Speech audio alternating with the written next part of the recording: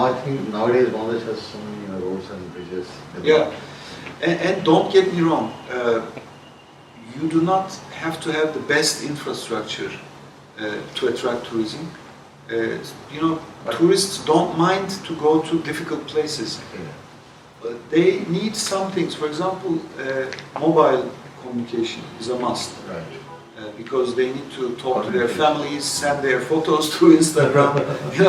It's a must. And it's also good for your country because when they send photos through Instagram or Facebook, then they are your ambassadors to promote your country. So that's why you need to have a good mobile network. This is a must. But you don't have to have the most, the best highways or no. You just need to allow them to travel from one place to another in a safe manner. That's all you need in terms of infrastructure.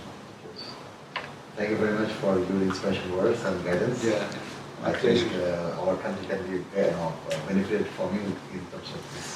Of course, I'm happy to share my experiences and the experiences of my country in Bangladesh. That's the job of an ambassador anyway, to share experiences, to build partnerships, to build good relations with the country which is hosting us so graciously and hospitably. In the branding, I think there are very few countries who can beat Turkey in terms of hospitality, and Bangladesh is one of them. I've never seen such a welcoming atmosphere in any country. So I think in terms of branding, this should also be emphasized. The world-class hospitality in Bangladesh, even in the most poorest neighborhoods. People are very open to foreigners in particular, and people are very receptive, to foreigners. Like they don't see them as someone who will, harm them, or they see foreigners as a friend from the first moment. Welcome. In the next 2 decades, Turkey will be one of the strong partners of Bangladesh to support this process through partnerships and win-win projects. Thank you very much. Thank you. So it was a very relevant, conversation with you. Thank you. And we are happy to know that your country is very much positive with Bangladesh. Yes. And also one thing, like as we are a media person, that also cultural, besides the cultural, activities or exchanges, there is also need for exchange of journalists to know each other countries. Yes, indeed. I think people-to-people contacts are very important, and the journalists are the best interlocutors between people. Exactly. You explain very well, another country, their culture, their traditions, their history, their modern aspects of their society. So when you report them on the newspapers or on television, a lot of people are inspired to visit that country, to do business, to create cooperation. So journalists are key.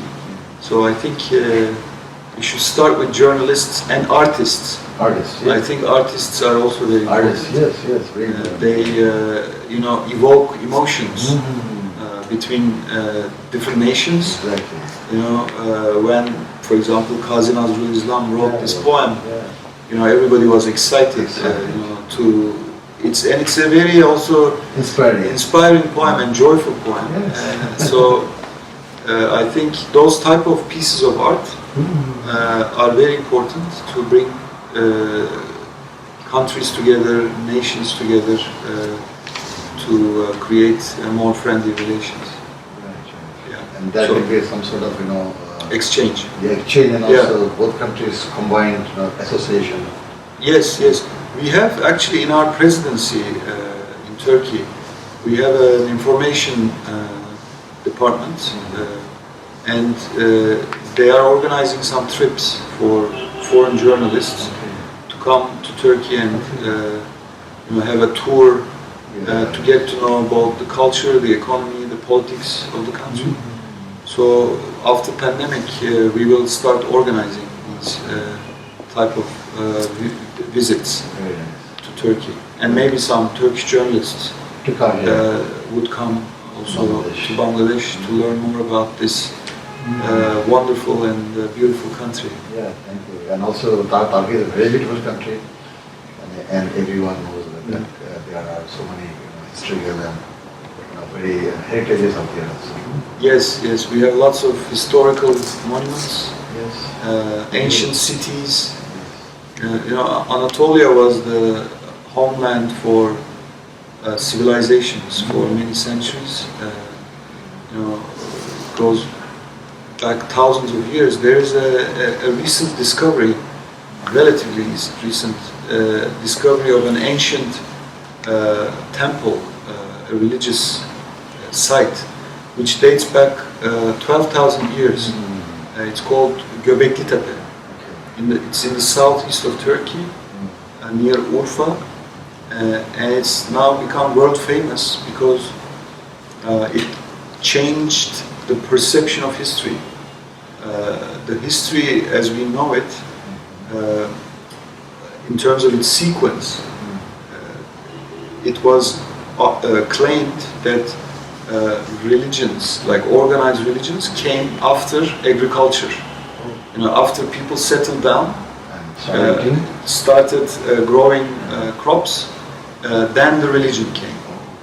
But discovery of Göbekli Tepe completely changed this theory, because 12,000 years ago there was no agricultural settlements. So according to this discovery, religious, like organized religions, came before agriculture. So Very nice.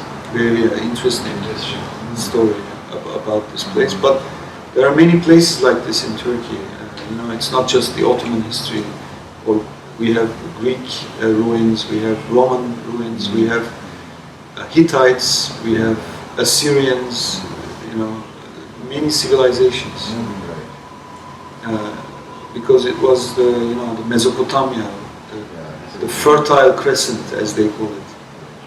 That's where lots of, some of the roots of our ancestors started from there. Yes. Many came also in this land also. Yes, yes. I was a professional tourist guide in Turkey. You? I was trained, yes, Okay. as a professional tourist guide. So it's one of my passions to talk about my country. So if you don't stop me, I will I will talk about it for many hours. We can't stop you because